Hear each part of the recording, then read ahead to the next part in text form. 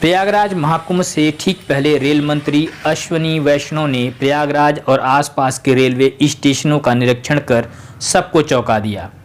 Rail मंत्री का प्रयागराज आना इस बात का संकेत है कि रेलवे 2013 महाकुंभ की गलतियों को दोहराना नहीं चाहता। रेलवे आज भी प्रयागराज जंक्शन पर 10 फरवरी 2013 के दिन मौनी अमावस्या पर हुए हादसे को भूल नहीं पाया है। ये वही मनहूस दिन है जिस दिन रेलवे की लापरवाही से हुई भगदड़ में विभिन्न राज्यों से आए करीब 40 लोगों की जान चली गई थी। प्रयागराज जंक्शन के प्लेटफॉर्म नंबर 6 पर हुए मौत के तांडव ने पूरे देश को झकझोर कर रख दिया था। जांच आयोग में रेलवे की बड़ी लापरवाही सामने आई थी। जिस समय हादसा हुआ उस दौरान रेलवे स्टेशन पर न कोई चिकित्सकीय सुविधा थी और न ही कोई डॉक्टर। यहाँ तक कि रेलवे स्टेशन पर स्ट्रेचर तक की व्यवस्था नहीं थी। स्काउट की मदद से घायलों को अस्पताल पहुँचाया गया था। ट्रेनों की संख्या और टाइमिंग पर भी सवाल उठे थे। इसके अलावा हादसे के पीछे जंक्शन पर अतिरिक्त फुट ओवर ब्रिज भी एक बड़ी वजह मानी गई।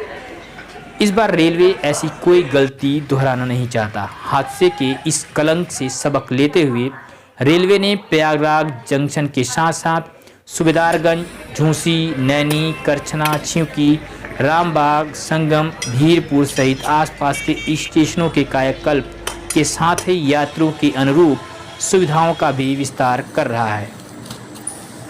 प्रयागराज जंक्शन के फुटओवर ब्रिज को न केवल चौड़ा किया गया है बल्कि अतिरिक्त FOB यानी फुट ओवर ब्रिज को भी बनाया गया है। स्टेशन के रंगरोगन के साथ ही यात्रियों के ठहरने से लेकर सुरक्षा तक के इंतजाम किए जा रहे हैं। इस बार महाकुंभ में करीब 40 करोड़ श्रद्धालुओं के आने की संभावना है। ज़्यादातर यात्री विभिन्न राज्यों से ट्रेन से महाकुंभ में आएंगे। ऐसे में रेलवे के लिए यहां आने वाले श्रद्धालुओं की सुरक्षा और संरक्षा एक बड़ी चुनौती है। प्रयागराज सहित आसपास के रेलवे स्टेशनों पर यात्रियों की भीड़ इकट्ठा न हो, इसके लिए सर्कुलेटिंग एरिया के साथ ही साथ आसपास की जगह का भी विस्तार किया जा रहा है। CCTV के माध्यम से यात्रियों की भीड़ का आकलन कर नियंत्रित करने पर भी जोर दिया जा रहा है। स्टेशन पर लगने वाले कैमरे कोई आम कैमरे नहीं होंगे। ये ऐसे कैमरे होंगे जो संदिग्ध को देखते ही कंट्रोल रूम में मैसेज भेज देंगे। देखिए, रेल प्रशासन महाकुंभ को लेकर बृहद स्तर पे तैयारियां कर रहा है। अगर संक्षेप में देखें तो number of trains, special trains हम लोग बहुत ज़्यादा संख्या में चलाएंगे। रेगुलर ट्रेन्स भी कुछ ट्रेनों को स्टॉपेज दिया जाएगा। तो एक मैक्सिमम कैपेसिटी का हम लोग यूटिलाइजेशन करते हुए कोशिश करेंगे कि अधिक से अधिक यात्रियों को हम लोग स्पेशल ट्रेन के माध्यम से उनके गंतव्य तक पहुंचा सकें। मेन बात आती है अभी सुरक्षा की, जैसा कि आपने पूछा। तो सुरक्षा में हम लोग एक जो पहल की गई है इस बार, नंबर ऑफ CCTV कैमरा, वो हम लोगों ने जो हम अगर 19 का देखें अगर तो जो हमारा नंबर था उसकी तुलना में लगभग 3 गुने कैमरे अब लग रहे हैं। जैसे उस बार का नंबर करीब 300 साढ़े 300 कैमरे थे हमारे इस प्रयागराज के जो एरिया के स्टेशन आते हैं, जो कि इस बार 1000 को क्रॉस कर जाएगा। तो लगभग हम लोग 3 गुने से अधिक CCTV कैमरे लगा रहे हैं। इन CCTV कैमरे में भी खास बात यह है कि हमारे 102 कैमरे ऐसे हैं जो फेस रिकॉग्निशन फैसिलिटी से युक्त हैं।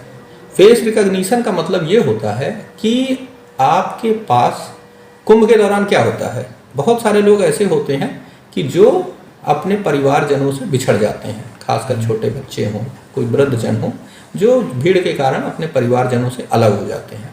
और दूसरी तरह के लोग ऐसे होते हैं जो समाज के अवांछनीय तत्व हैं, आपराधिक लोग हैं, जो कि इसमें भीड़ के दौरान इस चीज़ का फ़ायदा उठाते हैं कि वो जो ऐसी गतिविधियां हैं जैसे जेब कतरी हो, चोरी हो, इस तरह की चीज़ें कर सकें। तो हम लोगों के पास जो भी लोग कुंभ के दौरान अगर खोए हुए हैं, अपने परिजनों से बिछड़े हुए हैं, उनका डेटाबेस हम अपने सॉफ्टवेयर में फीड कर देंगे, या इस तरह के जो लोग हैं जो आपराधिक प्रवृत्ति के हैं उनका डेटाबेस फीड कर देंगे।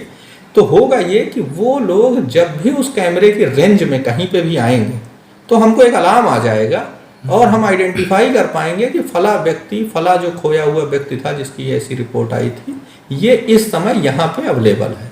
तो रियल टाइम में उस आदमी को ट्रेस करके और आइडेंटिफाई करके और ढूंढा जा सकता है कि वो कहाँ पे रहेगा। तो ये इस फेस रिकॉग्निशन कैमरे का बहुत बड़ा बेनिफिट होगा।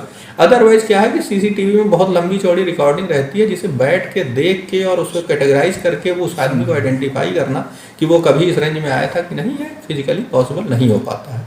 तो ये फेस रिकॉग्निशन कैमरे का बहुत बड़ा लाभ है, जिस तकनीक का इस बार प्रयागराज में पहली बार प्रयोग होने जा रहा है। ट्रेनों की निगरानी को लेकर के क्या सर ड्रोन कैमरे से कुछ? ड्रोन के लिए भी हमारा जो सिक्योरिटी विंग है, जैसे कि आरपीएफ होती है, रेलवे प्रोटेक्शन फोर्स, वो ड्रोन कैमरों का यूज करेगी। क्योंकि क्या होता है कि जो नॉर्मल भीड़ होती है तब तो आप सीसीटीवी कैमरे से भी और उससे एक रेंज पे आप उसको देख सकते हैं, निगरानी कर सकते हैं। लेकिन जब भीड़ का क्वांटम बहुत ज़्यादा हो और एरिया भी थोड़ा काफ़ी फैला हुआ होता है, तो ड्रोन कैमरे हमारे बहुत यूजफुल होते हैं, जिनको हम अपने हिसाब से जिस भी लोकेशन पे जाना है वहाँ पे ड्रोन कैमरों के माध्यम से कहाँ पे भीड़ इकट्ठा ज़्यादा हो चुकी है।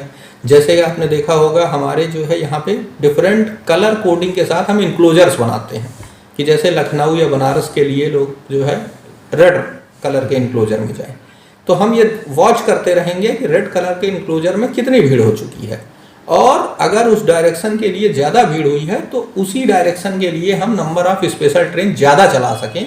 इसके लिए ये जो है डिफरेंट टेक्नोलॉजी है, ये हम यूज कर रहे हैं, जिसमें ड्रोन भी एक है। ड्रोन से हम लोग पूरे मेला क्षेत्र में, पूरे अपने रेलवे प्रेमाइसेस में इसमें इस तकनीक का प्रयोग करके हम अधिक से अधिक एक्यूरेट डाटा हमको मिल सके और उसके हिसाब से हम और बेहतर प्लानिंग करके अपनी ट्रेनों का संचालन कर सकें, ये इस बार इंश्योर किया। यहाँ आने वाली श्रद्धालुओं की भीड़ के अनुरूप अतिरिक्त ट्रेनें, स्पेशल ट्रेनें, विभिन्न स्टेशनों पर ट्रेनों के ठहराव के कारण रेल लाइन और प्लेटफॉर्म पर ट्रैफिक रेलवे के लिए एक बड़ी चुनौती है। यही कारण है कि महाकुंभ को ध्यान में रखते हुए रेल लाइन और प्लेटफॉर्म के विस्तार पर ज़्यादा जोर दिया जा रहा है। स्टेशन पर उतरने वाले यात्रियों की मूलभूत सुविधाओं पर भी तेज़ी से काम हो रहा है। टिकट काउंटर, हेल्प डेस्क को भी बढ़ाया जा रहा है। हालांकि समय रहते रेलवे अपने कार्यों को पूरा कर पाएगा कि नहीं, ये एक बड़ा सवाल है।